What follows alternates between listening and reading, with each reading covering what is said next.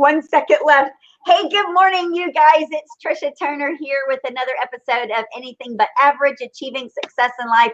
We're just running a little bit behind schedule today. Sorry about that, y'all.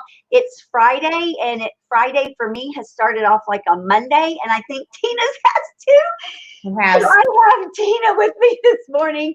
Tina's going to give us a little bit of backstory, tell you guys where she is in the United States, and then we're going to dig right into where she's been, kind of what her goals are, and some of the challenges she's faced in growing her operation, and some of her successes, of course. Good morning, Tina. Good morning. Good morning. Well, obviously, I live in a place where hairdressers are not considered essential. So I'm looking at my hair going, oh my God, I need my roots done. But anyway, I live in Raleigh, North Carolina. I grew up in Michigan, and we moved here to Raleigh 9 years ago. And I've been selling residential real estate for 20 years. 9/11 was actually my first day in real estate. So are you kidding? No, I was driving to my office. I was 23 years old, and the plane, hit the tower, and I called my husband. I'm like, oh my God, there was a big accident. You thought it was an accident, the first plane. And then I went into my broker meeting, and then the second plane hit, and then it was like the meeting was over, Wow. Yeah. So it's just a very memorable first day. Mm-hmm. Yeah. So you got into the market when things were different instantly, kind of like this coronavirus was. Yeah. I remember my brokers, they were so frazzled because they had lost, like that next couple of days, they lost 12 to 15 transactions. People were pulling out of deals because they thought we'd go to war, and there was terrorist attacks. And so there was a lot of uncertainty. And so the markets shifted. And I remember they had to bail out the airlines because people weren't flying. And it was just very, very eerily similar to this. Isn't that crazy?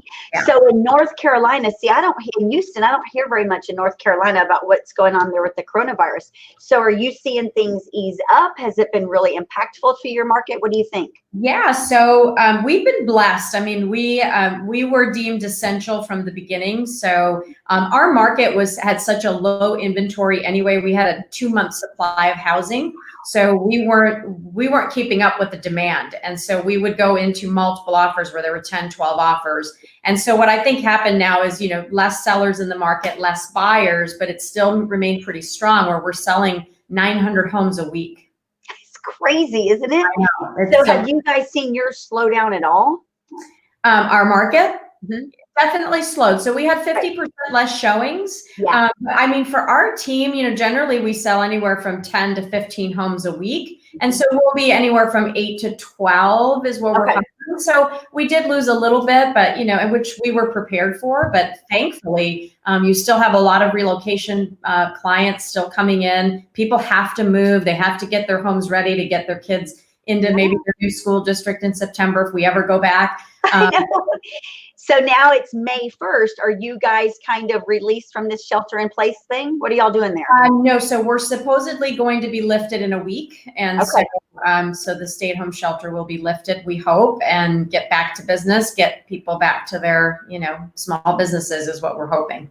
Yes. Because we haven't had a huge spread of COVID here, thank God. I don't know if it's due to warmer weather or what, but we've just been very blessed. I think we have here too. And it's always hot here. So today we have a lot of things lifted. There's restaurants opening up today. A lot of things. Yes. The restaurants have to function at 25% capacity, but yeah, there's a lot of stuff opening up. So there's like a big burst of energy in Houston right now, It'll be interesting to see if people, really race back. I mean, I can't wait. We've been having carry out for a long time. So it'll be interesting to see the public's reaction to re-entry.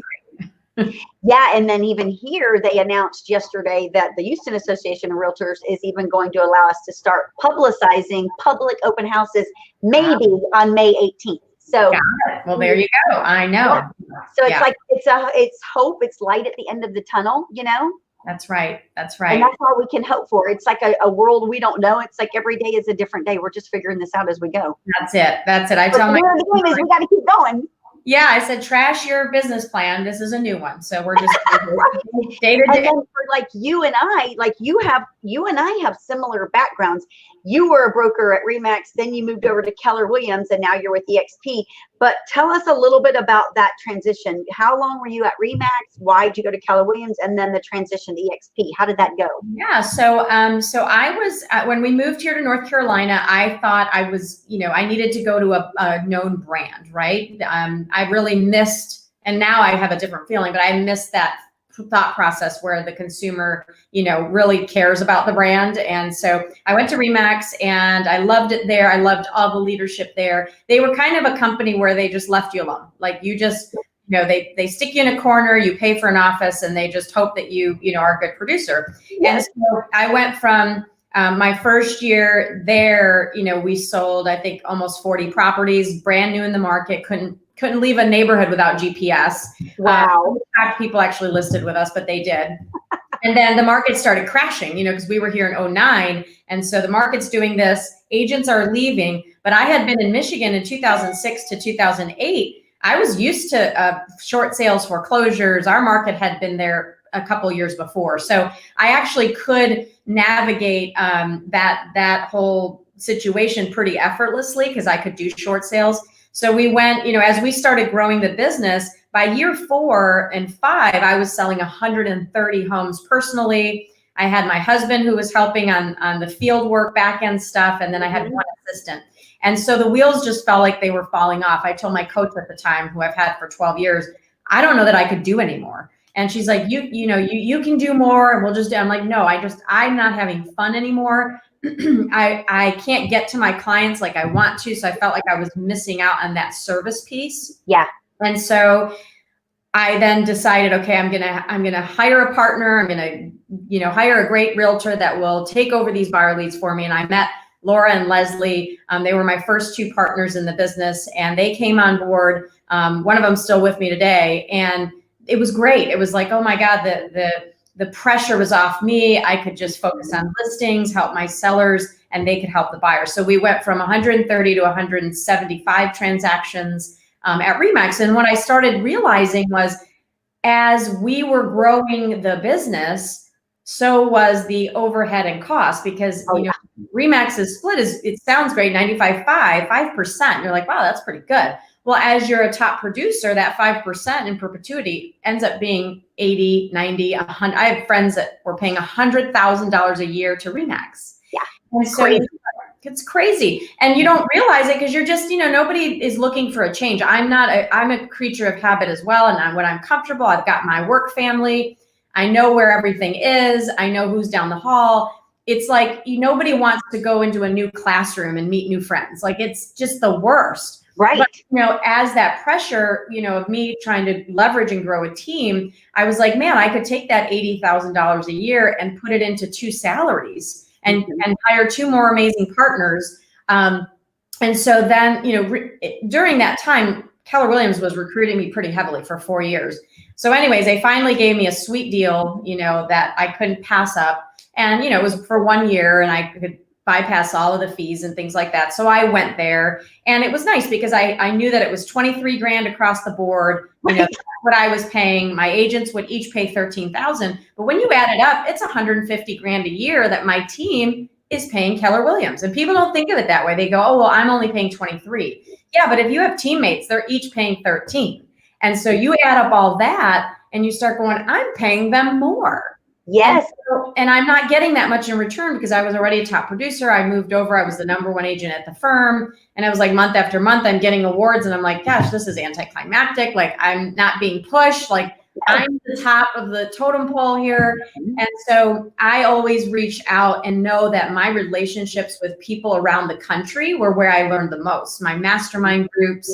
I had a coach. My coach is there for accountability. And that's why I tell people, you can learn to be a master salesperson. Your coach will give you accountability, but they're not going to teach you to sell. You have to teach yourself or get into a program where you're studying every day. I would study scripts. I would listen to them. I would write them out. I would have role play partners every day. So I was self-taught, but my accountability was my coach to make sure that I achieved my goals. So as I was, just trudging along there at Keller, I had nothing bad to say. Great company. I was in a suite by myself. So I was paying for that suite anyway, on top of the fees. And so I just thought, why are we here? Because my business from Remax went from 68 million to 75 or 78 million at Keller. So it grew. Yeah. And so I was like, okay, it grew. But then when I moved to EXP, my volume went from 78 million to 105 million. So I finally realized that the consumer doesn't care where we work. They work with us, right? Mhm. So I think that, and I always say this, I think that when brokerages started allowing their agents to brand themselves, it created this consumer confusion where every sign looks different. It's not the Coldwell and the Remax and the Century 21 anymore. It's every agent at Keller Williams has a different sign. Right. So Oh, it yeah. dilutes the branding. Mhm. And so when you dilute the branding and you allow all these agents to self-brand, the consumer doesn't care where we work anymore. Like they don't call Remax because they know Remax. They call Zillow or Trulia or Realtor.com and say, hey, can you show me this home, Trisha? And Right. they don't ever say, but Trisha, what brand are you with? No. Have you ever heard that? No, never. Ever. In thousands of transactions. And when I was at Remax, my brand was Call Group. I went there and the balloon was nowhere to be found. It was like on the back of the folder. I never pushed Remax. I never pushed Keller, and I don't push EXP. I'm the brand. It's Call Group. And so, so as I was exiting Keller and I was going independent, thank God my friend Michelle Sayward, who's a pain in the butt, called me and said, what? You're going to Keller? Well, I mean, you're going independent. Why? And I said, because I'm done paying all of these fees. I'm over it. You know, I can do so much with this. I was on a mission to create residual income, and I was going to take that money and I was going to go buy rental properties. So I already had 4 or 5 rental properties. But you'll get, this is a funny story, Trisha. I was actually going to go buy a trailer park.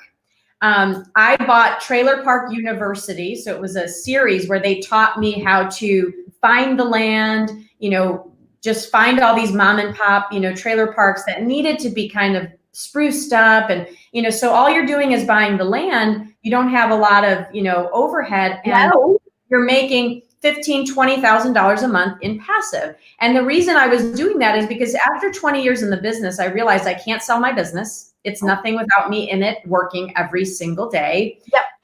I could buy rental properties, but it was a huge financial investment. You spend 30, 40,000, and then you're only making $200, $300, $400, $500 a month unless you buy it cash. So each rental property was cost, you know, I was making $3,000 to $4,000, $5,000 if I was lucky per year. So that can't nothing. Yeah, I can't live on that unless I have 75 doors. So I and who's going to buy 75, 80 rental properties? That's a whole other world to live in. Absolutely. So I was on my way out. I was going to put a deposit down on a $1.2 million trailer park here in Chapel Hill. And the residuals that it showed on the profit and loss sheet was about 15 grand. And that was my strategy. I was going to do it twice. I was going to make that 30 grand a month, and I was going to live off those residuals into my retirement. So I didn't have to bust my butt every day hunting for buyers and sellers every single day. But Michelle said to me, well, before you do that and spend $250,000, why don't you spend $149 and see if EXP Realty will bring you that same residual income within a year or 2. She said, I bet you could make that same income in 2 years. I was like, yeah, that's not going to happen. She's like, please watch this video, watch this video. So I was like, fine, I'll watch your stupid video. I was such a brat. And it was even funny. Kevin, my husband, he would hear Michelle call and she's like talking EXP, and he's like, tell Michelle to F off. Like, we're done. We both had it.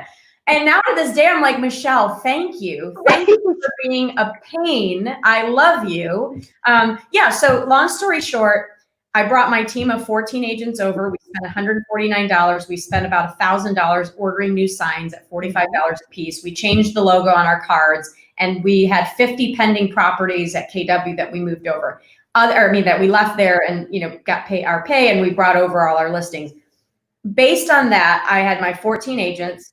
I brought over 20 agents this past year, Trisha, and I'm not calling agents. They are calling me. So I not only brought over 2 of the top 10 agents in the triangle. So we're now 3 of the top 10 out of 9,000 are here with EXP. They were both Remax brokers.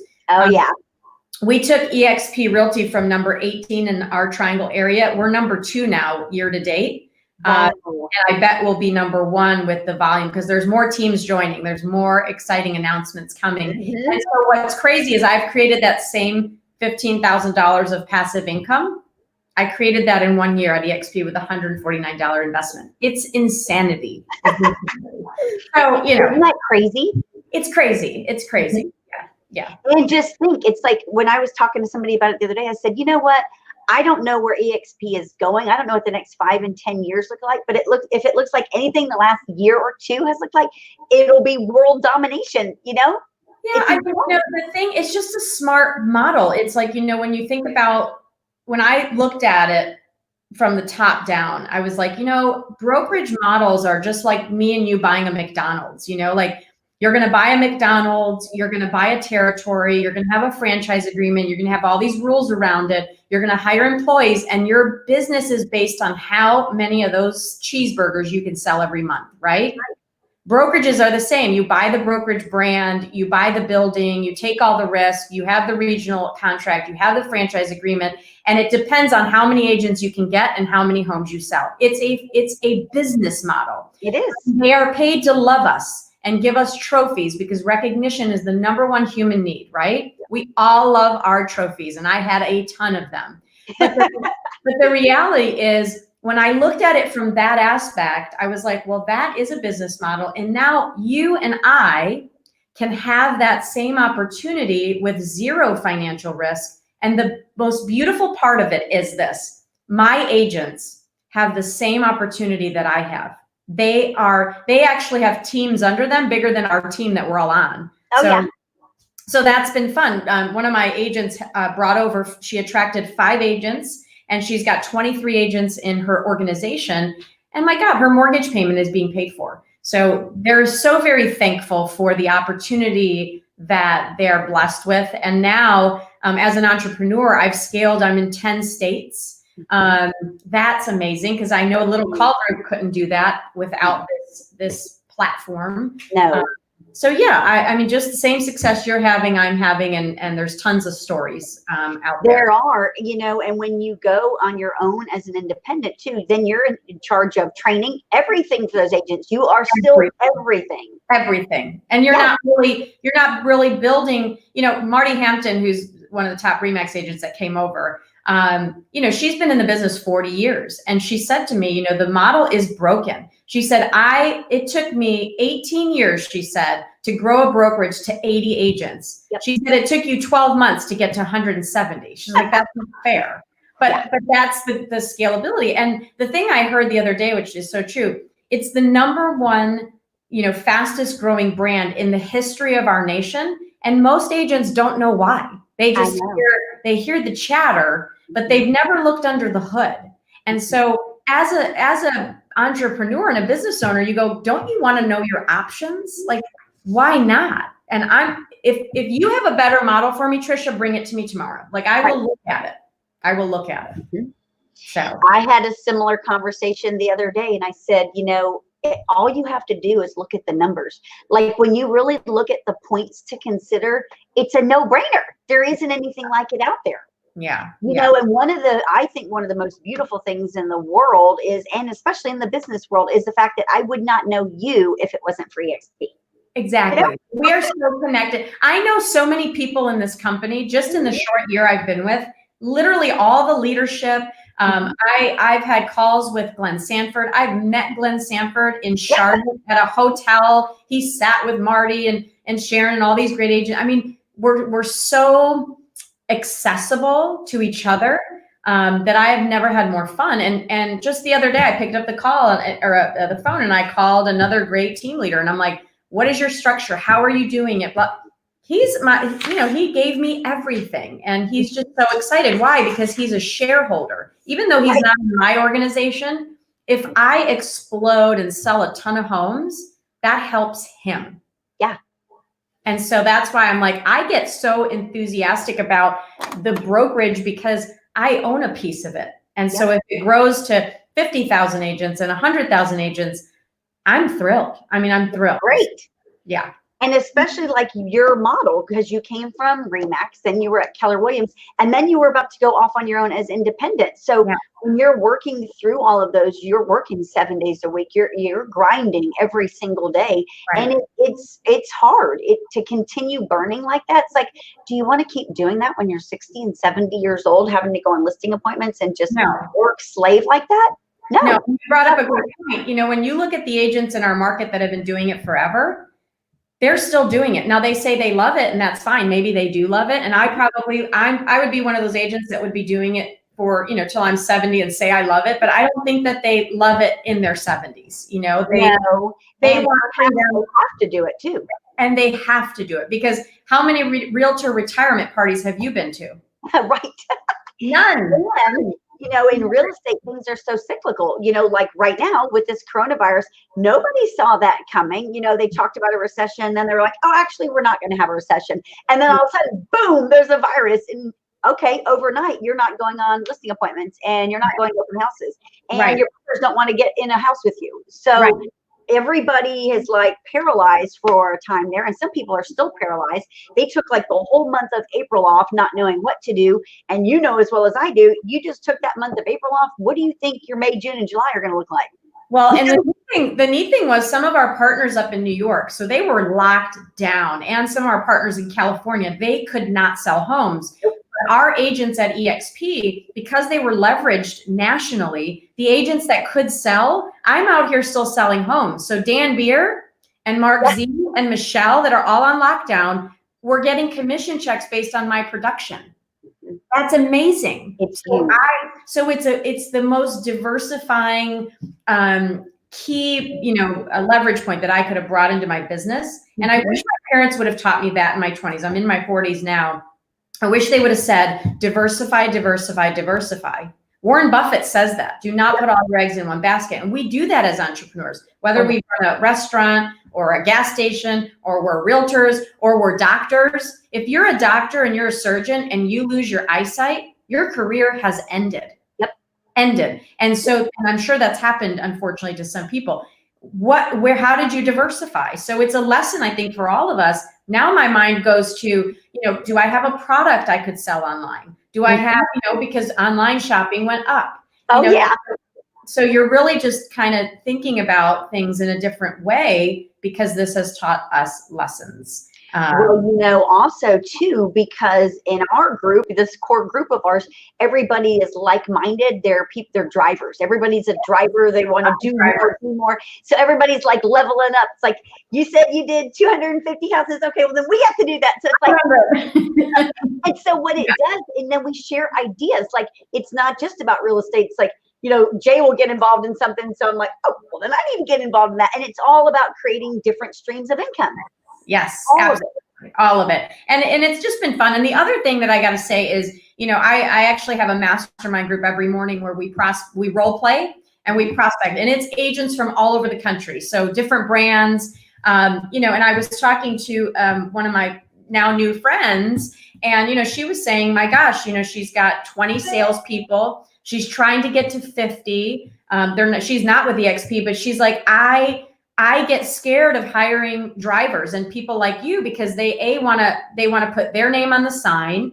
She said, I know if I let them list and teach them listings, they're going to be gone, you know, after a year or two because they're going to be able to fly. And it's almost like as team leaders, you know, you're taught to clip everyone's wings. You don't want them, you know, learning more and being more because then they might leave you. And it's like you invest so much in people and then they're out the door. And so with this model, what I truly, truly love is that it's given me the freedom to teach my agents everything, like literally dissect my brain. Here's the listing presentation. Here's how we do it. And if you leave me in a year or two or three, bye, like we're still together and we're still business partners. And I never have to lose a partner again.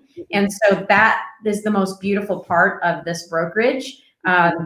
That it takes off like the shackles of us having to, you know, keep people down. And that's what I love about it. So I'm like on a mission to just help agents really kind of understand it and see that there's more options. And, you know, it's not going to be for everyone. But I think for most that are business minded, you just can't go wrong. So now thinking back when you were going to and how long have you been with EXP? Remind everyone. April 1st was my 1-year anniversary. Isn't that crazy? Yeah. So just fun. over a year.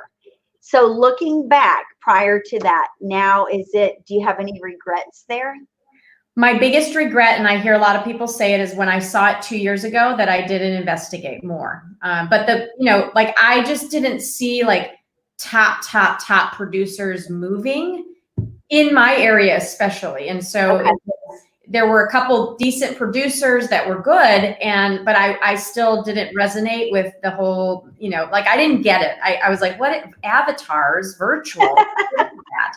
So once you see the ecosystem and you see the connectivity of it all, and you see that there's leads, there's training, you get a CRM, you get, revenue share, you get stock, all that for $85 a month. You're like, that is too good to be true. And I remember when I saw it, I wanted to move the next day, and my husband slowed us down, and he slowed us down for 6 months. So wow. We talked to Clayton Gitz in Virginia. We talked to, a bunch of people in California. We talked to team leaders in Texas, and we called them all, and we were like, look, we're not going to sign up under you, of course, so we can only pick one person, but what is your story? Do you love it? You could be transparent with me. Yeah. And every single one, Trisha, except one person who said, oh, it wasn't for me, and I left. Out of 50, one said she left.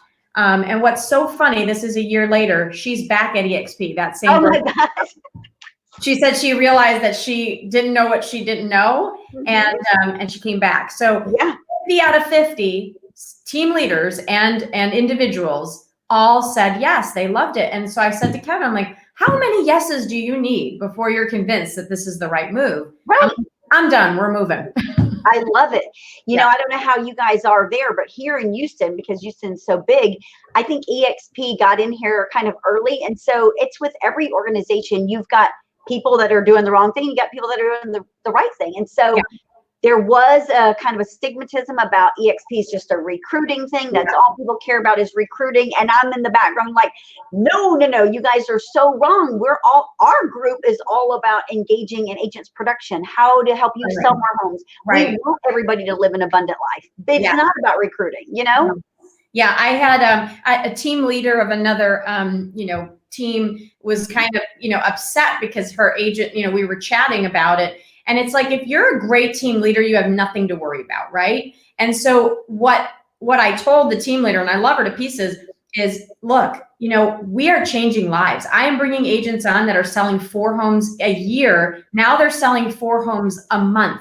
Yeah. So they were making $40,000 a year. Now they're making $30,000 to $40,000 a month. That changes their life. Yep. I don't make that much per person. It's not about that, but it's about really giving back, changing lives, growing that person. They have an abundant life, so they can give that same blessing to the next agent and the next agent. And so that's what truly is more inspiring than anything, is that we are changing people's perspectives and lives. So I'm not gonna apologize for attracting people to the model, because every brokerage needs to attract to survive. So of course, other brokers see a threat in it and they're going to be upset about it. And that's okay. You got to protect what you grew. But at the end of the day, I saw that what we were doing wasn't working as well as it could.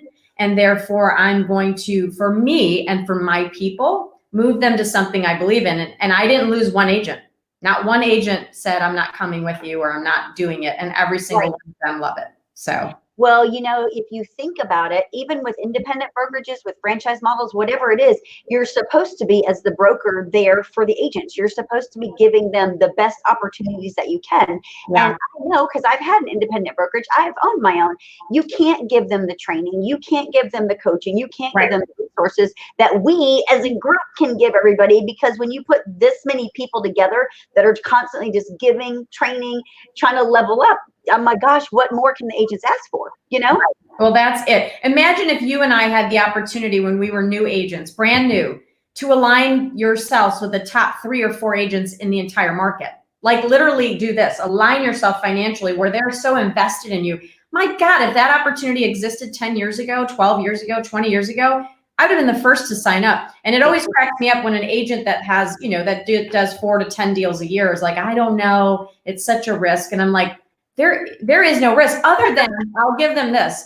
You are severing a relationship with your past, family and your past brokerage, and you feel like you owe them so much, and you've built these amazing relationships. I cried when I left Remax. I literally was boo-hooing because I loved the broker. I loved him, and he's a great guy, and to this day we're friends. But it's like you feel like you're stabbing him in the heart, But at the end of the day, they're in business. They started a brokerage to make money, to do a wise, investment for their family. So everyone's intention is to be profitable. And if people lie about that in their own minds, and they don't believe that, you have to look out for your family first, then you're in disillusion, right? So yes, so I think that's the hardest part. I think more agents would be at EXP or companies like this if it wasn't so hard to leave their work family. But at the end of the day, they don't have to be unhappy to leave. They just have to be seeking more. And I'm on a mission for my time. I'm on a mission to get my time. Oh my back. gosh, amen. Right?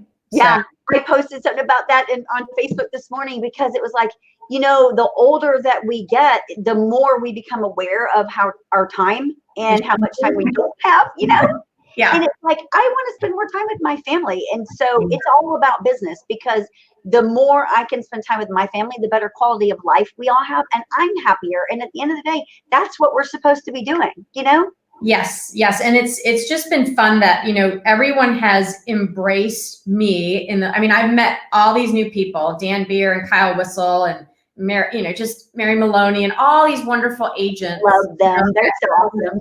Mark Z, he's always answering the phone for me. These are big business leaders that, wouldn't have the same amount of time to give me if we didn't have financial ties. And that's what I tell my agents: call me, bug me, pick my brain. Even to this day, they sometimes go, well, we feel like we're bugging you too much. I'm like, you are not. You are my partner. What can I do for you? What do you need? And to have that opportunity to help them is just great. So I've loved it, and I've made so many new friends, and it's just been awesome. It's been awesome. So to finish out here, give everybody 3 tips that you're giving your agents right now to help them grow their business and be successful in real estate.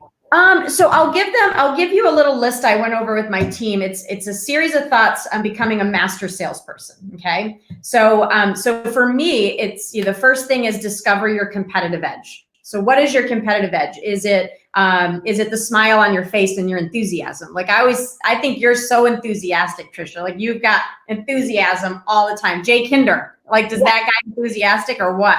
Yes. So I think enthusiasm is yours. Maybe it's your grooming or the way that you dress. Some agents, they're always looking sharp. Like there's one in my market, Tiffany McLaurin, and she's got this red hat, and she's just, she's the brand. Like, so that's her competitive edge, is her marketing and her edge. Maybe it's your positive attitude or your mindset. So figure out what is your competitive edge and work it. The second thing is understanding the importance of starting at 0 every day. So my agents right now, I have agents that have 12 deals under contract, 7 deals under contract. When you wake up in the morning and you have 12, families that you've helped go under contract, that's 12 paychecks. You might just get a little lax. You might get a little lazy, right? So start every day at 0. You have no transactions should be your mindset.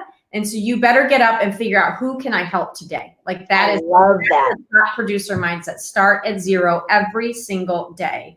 And then I tell them too, you have to ask yourself, am I 100% committed today to my goals? Like ask that question. Did I have a day where I was 100% committed to my goal? So start at 0 and be committed to that goal and ask that question.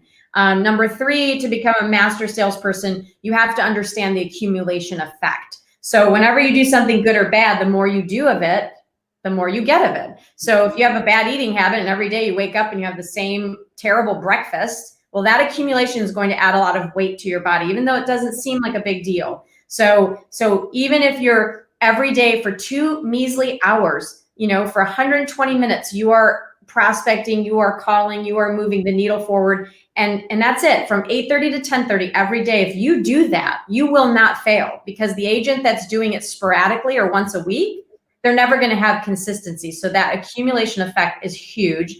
Number 4 master repetitious boredom. As agents, typically we're high I, right? We're like, oh, squirrel. Yes. So if you avoid all distractions, lock yourself, in a room at your desk, get rid of your cell phone if that's what you use, to turn it all away from the emails, and focus. Just focus on that repetitious boredom. Being a realtor at a high level is boring. You're getting it every day at the same time. You're making the same contacts. You're saying the same things. You're doing the same things. And that's the only way you're going to achieve anything at a really high level. So master that schedule and that boredom. And then mastering asking questions. I think, when you ask questions to a consumer, why is that important to you? Why do you have to live there? Learn to shut up after you ask the question. So I think those would be my 5 tips. That's huge. Yeah, I love that. Everybody needs to pay attention to that because it's so true. Yeah, it is. Yeah. I mean, I think it's true. That's just what I live by. So I love that, though. They need to watch this over and over and over. All these agents, you guys pay attention to this. Tina's like killing it there. Yeah. Love this. Hey, what do you see your future with the next, say, 5 years for the call group? I think our goal is to get to 500 transactions, but not by adding a ton of agents. So we want each of our agents at Call Group to sell a minimum of 35 to 40 homes each, because if they do that, they're going to have amazing, abundant lives and income. They're going to be helping, the right amount of people. So I don't want to be an average team where, each of my agents sells 10 homes or 3 homes each, and we have 50 people. I want them to sell 30, 40 homes minimum. That'll take us to 500 transactions with, under 15 people, hopefully. And I want to make sure that I reach as many agents and change their lives like mine was changed with EXP. So introduce the platform internationally. I'm talking about people internationally right now. Yeah. So to take that internationally would be fun, and probably be at 2,000, 3,000 in the entire organization, and travel a lot. Like I love that.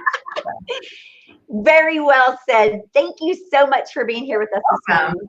Very inspirational. Thank you for having me, and I look forward to more conversations. Hey, yeah, no doubt about that. Tell everybody how they can find you if they want to learn a little bit about the call group, or just ask you questions. They can just Google Tina Caul, EXP Realty. I'm on YouTube Call Group, at Instagram. So yeah, they'll find me. Thank you, Tina. Have a great day. Thanks, Trisha. Take care. Bye, guys. Bye.